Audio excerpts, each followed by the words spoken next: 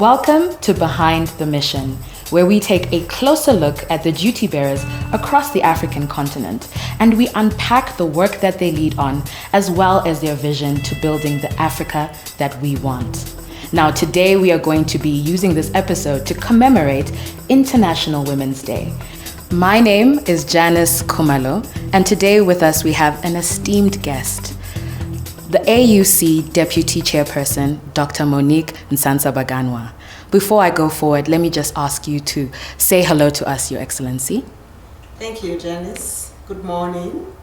Happy International Women's Day. Thank you so much for being here with us. Let me just give our audience a little bit more information about you. Her Excellency holds a PhD in Economics and Honorary Doctorate of Commerce from the University of Stellenbosch. She has over 20 years of experience developing and leading programs that drive financial inclusion and economic prosperity.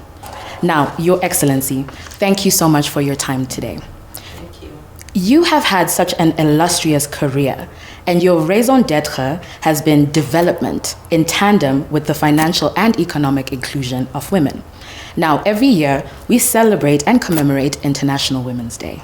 Why is this so significant, and why is it important to celebrate women? For me, there are at least 3 reasons to that. One is that we make this International Women's Day the time to stop, look back at all the challenges that are facing women standing in their way of progress. We come up with deliberate strategies and steps to make sure that actually every year there is something to celebrate. Researchers have found actually that African women, of all the global world regions, they are the most economically active as farmers and as entrepreneurs. Yet, they only own 1/3 of the companies. Actually, not even companies. Most of them are small, micro to medium enterprises in the informal sector.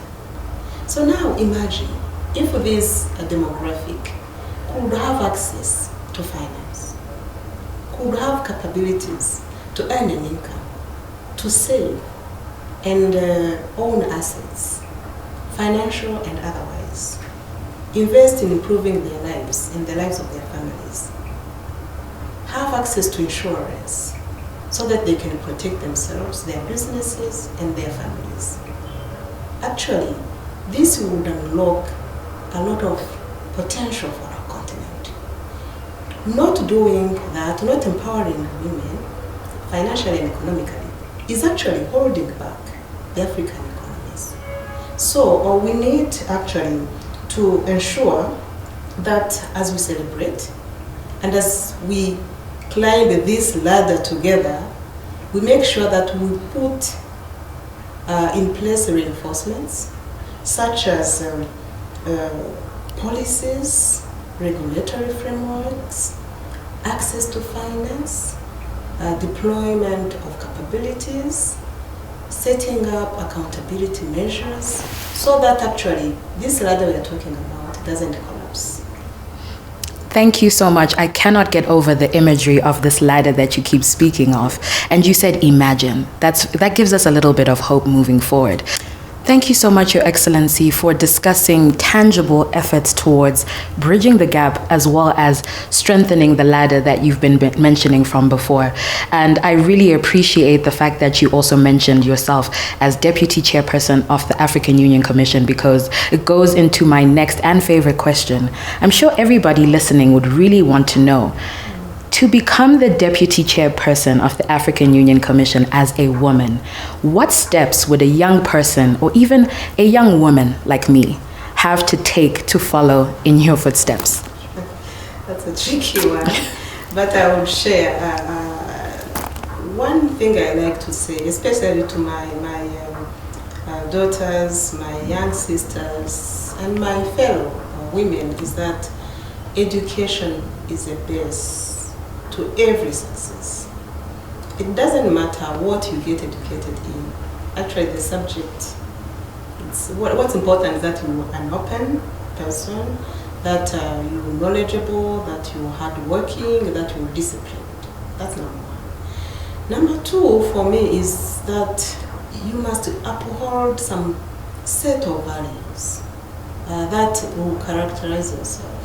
And for me, I believe in efficiency, in accountability, in creating conditions for sustaining whatever we are doing.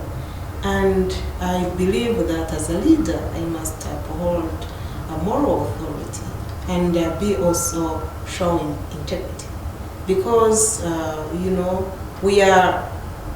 if we are to be stewards of something of value, then these values are very important to characterize you as you aspire to grow.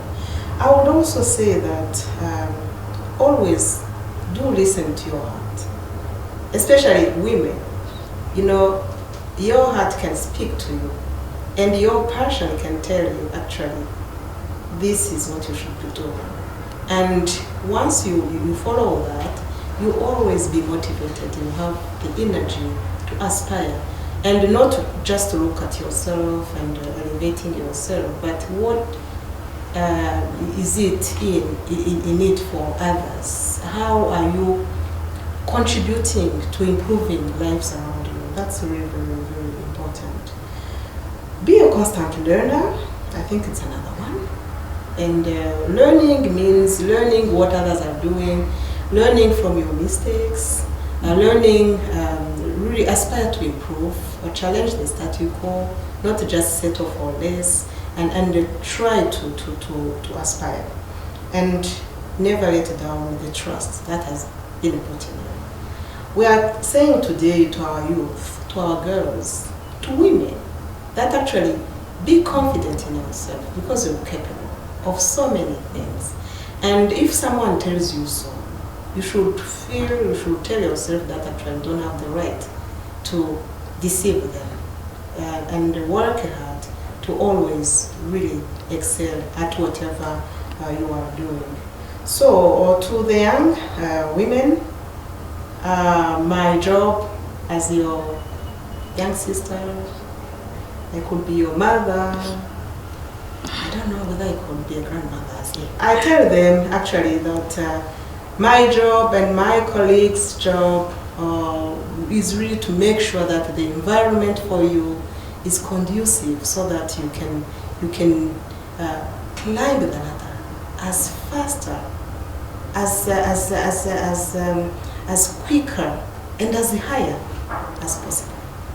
Thank you so much, Your Excellency. I feel so comforted and honored to be sitting here and listening to the advice that you have for women, but I love the fact that you've directed your advice to girls, because ultimately girls become women.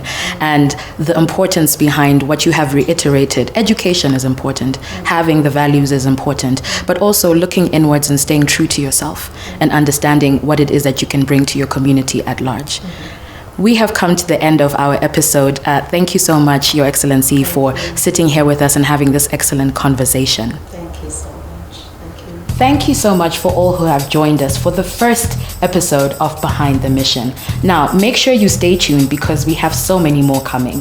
Today was a commemoration for International Women's Day 2022. We look forward to having you in our next episode. From me, Janice Kumalo, over and out.